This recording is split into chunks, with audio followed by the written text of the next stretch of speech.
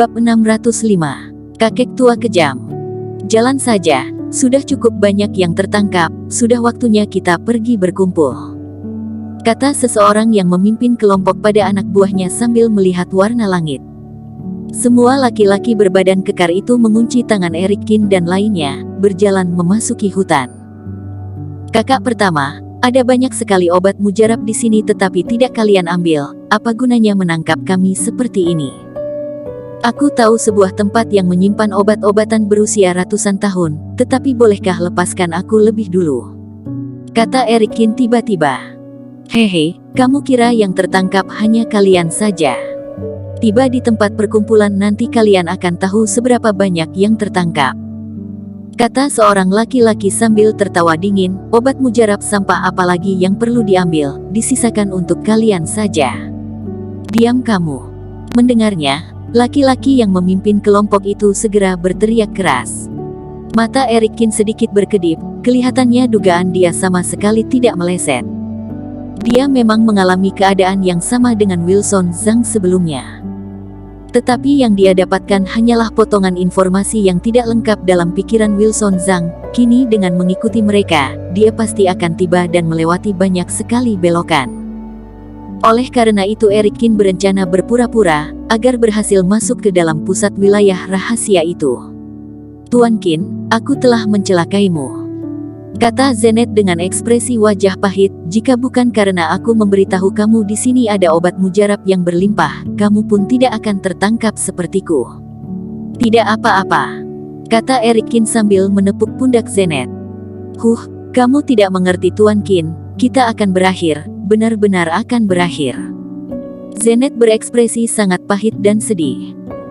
Sejak awal aku sudah mendengar kata orang-orang, ada sekumpulan orang misterius melakukan aksi besar di dalam wilayah rahasia, menangkap orang sebanyak-banyaknya untuk dijadikan perisai. Tadinya aku kira semua itu hanya mitos, sungguh tidak menyangka benar-benar bertemu dengannya di sini. Jangan lihat daerah luar gunung ini sangat aman, sesungguhnya inti di pertengahan gunung sangatlah berbahaya, di mana-mana ada jebakan, begitu tidak berhati-hati, seorang Grand Superior Master pun bisa mati di tempat. Semakin mengatakannya, Zenet semakin merasa putus asa, juga mulai tidak henti-hentinya meminta maaf pada Erikin, merasa telah melibatkan dan menyusahkannya. Dan sepanjang percakapan itu, dengan sangat cepat mereka tiba di sebuah dataran dalam gunung. Ratusan orang berkumpul di sana, sebagian besar berekspresi ketakutan, terlihat belasan anak buah setingkat Superior Master menjaga di sekeliling. Adik ketiga, banyak juga pendapatanmu. Seorang laki-laki menghampiri, menyeret Erikin dan beberapa tahan lainnya ke bagian tengah. Hari sudah tidak awal, apakah Tuan Zhou dan Tuan Besar belum sampai juga? Tanya seorang Superior Master. Seharusnya akan segera sampai, kamu juga tahu seperti apa Tuan Besar, sebelum melakukan segala sesuatu pasti harus meramal terlebih dahulu, saat ini seharusnya dia sedang memperkirakan waktu yang tepat untuk memasuki wilayah rahasia. Lalu bagaimana dengan ketua geng? Seharusnya juga bersama mereka. Saat mereka sedang berbicara, terdengar suara langkah kaki di luar kerumunan itu. Seorang laki-laki tinggi besar, berambut pirang dan brewokan berjalan datang secara perlahan. Di sampingnya, terlihat seorang kakek kurus dan seorang yang berpenampilan layaknya tuan muda kerajaan. Hanya saja orang berpenampilan layaknya tuan muda itu terlihat sedikit aneh, sebab wajahnya tertutupi topeng, seolah tidak ingin membiarkan orang melihat wajah aslinya. Hati Erikin sedikit terkejut, karena kakek tua itu pernah muncul dalam ingatan Wilson Zhang. Tidak menyangka saat itu dia juga berhasil melarikan diri. Melihat orang-orang yang muncul, para tahanan pun mulai gelisah. Semuanya, jangan panik, perkenalkan, aku adalah ketua geng Serigala Liar, Dawes. Geng Serigala Liar. Salah satu di antara para tahanan berseru, raut wajah Zenet pun memucat dalam seketika. Nama geng Serigala Luar sudah dikenal luas di dunia barat, itu adalah perkumpulan dunia gelap yang sangat kejam dan sadis. Laki-laki berbadan tinggi besar itu melihat sekilas orang-orang di sana, lalu tersenyum dengan puas, kali ini mengundang kalian datang untuk membantu kami. Tuan Zhou tertarik untuk membawa kita melihat-lihat ke bagian inti wilayah rahasia, tetapi memerlukan sedikit bantuan tenaga. Jika kalian bersedia kerjasama, setelah kita berhasil, kalian akan langsung dilepaskan. Jika kalian tidak bersedia, sekarang juga sudah boleh pergi. Ketua Geng Dawes, aku adalah bos dari Asosiasi Rubah Perak. Asosiasi kami adalah kenalan lama kalian. Kali ini jika aku dilepaskan, Asosiasi Rubah Perak pasti akan sangat berterima kasih padamu. Kata seorang laki-laki berambut coklat, lalu berbalik badan bersiap-siap pergi. Terlintas ekspresi dingin pada mata Dawes, hawa-hawa Grand Superior Master pun meledak seketika. Dia mengayunkan tangan mengeluarkan sebuah cahaya dingin, langsung menembus leher laki-laki itu. Laki-laki itu memegangi kerongkongannya, tergeletak ke tanah, berhenti nafas setelah mengejang beberapa saat. Orang yang ingin pergi, akan berhenti menjadi temanku, kata Dawes sambil menatap dingin orang-orang di sekeliling. Apakah masih ada yang ingin pergi? Orang-orang tidak bersuara, berbondong-bondong menggelengkan kepala.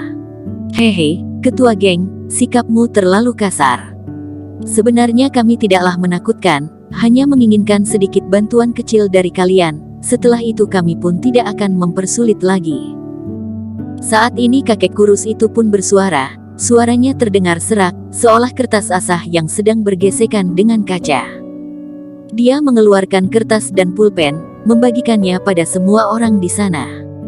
Semuanya, aku perlu kalian menuliskan nama dan waktu lahir kalian. Ingat jangan pernah berbohong, jika tidak, akibatnya akan lebih mengenaskan.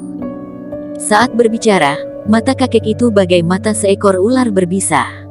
Sama seperti yang lainnya, Eric Kin juga menerima kertas dan pulpen, berpikir sejenak, lalu menuliskan beberapa kata secara sembarang. Dengan sangat cepat, kakek kurus itu sudah mengumpulkan kembali semua kertas.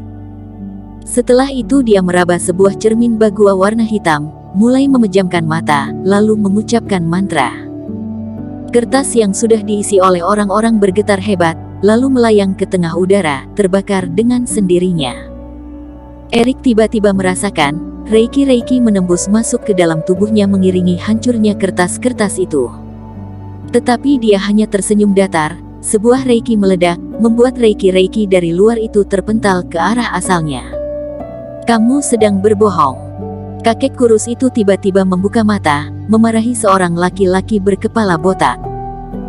Raut wajah laki-laki itu berubah drastis, baru akan menjelaskan, seekor ular berbisa yang terbentuk dari asap hitam tiba-tiba datang, langsung menyerang tubuhnya, menggigit bagian lehernya. Setelah beberapa kali nafas, laki-laki itu menjerit keras, tubuhnya menghitam, dan mati dalam seketika. Kenapa harus seperti ini?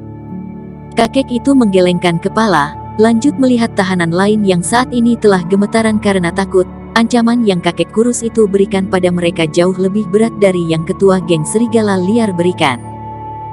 Kalian tidak perlu cemas, waktu lahir kalian akan sangat berguna untuk melewati rintangan yang sembarang tulis akan mencelakai orang lain. Kata kakek itu dengan mata sedikit terpejam. Tuan besar, sudah boleh berangkat kan? Tanya Dawes. Kakek kurus mengangguk, Dawes pun mendorong orang-orang bergerak ke depan. Jalanan gunung sangat curam, sulit untuk dilalui. Tetapi orang-orang yang tertangkap adalah para pejuang, karena itulah kecepatan mereka sedikit di luar dugaan. Dan semakin ke atas, asap putih yang menyelimuti gunung terasa semakin tebal. Eric Kin terkejut, dia melihat bekas bangunan runtuh yang perlahan muncul di depan mata. Kakek tua dan beberapa lainnya juga berhenti di depan bangunan rusak itu. Di depan bangunan, ada cahaya yang sesekali muncul dan menghilang, seolah menyimpan hawa-hawa berbahaya. Kakek tua itu kembali mengeluarkan cermin bagua, mulai mengucapkan mantra, beberapa saat kemudian menunjuk seorang perempuan di tengah. Kamu, jalan hampiri titik itu. Wajah perempuan itu penuh bekas tangisan, sepanjang perjalanan dia tidak berhenti meneteskan air mata. Mendengar perintah itu, dia segera menggelengkan kepala. Namun Dawes malah berekspresi dingin, mengeluarkan sebuah pedang panjang. Tidak memiliki pilihan lain, perempuan itu terpaksa melangkah maju dengan wajah sangat bersedih. Pejamkan mata, berjalanlah sesuai firasat kamu. kata kakek tua itu tiba-tiba. Perempuan itu pun memejamkan mata, berjalan ke dalam sumber cahaya dengan langkah miring ke kiri dan ke kanan, bagai orang yang sedang mabuk minuman. Bersambung. Terima kasih telah menonton video ini sampai akhir. Jangan lupa subscribe dan nantikan kisah episode selanjutnya hanya di Novel Story. Salam.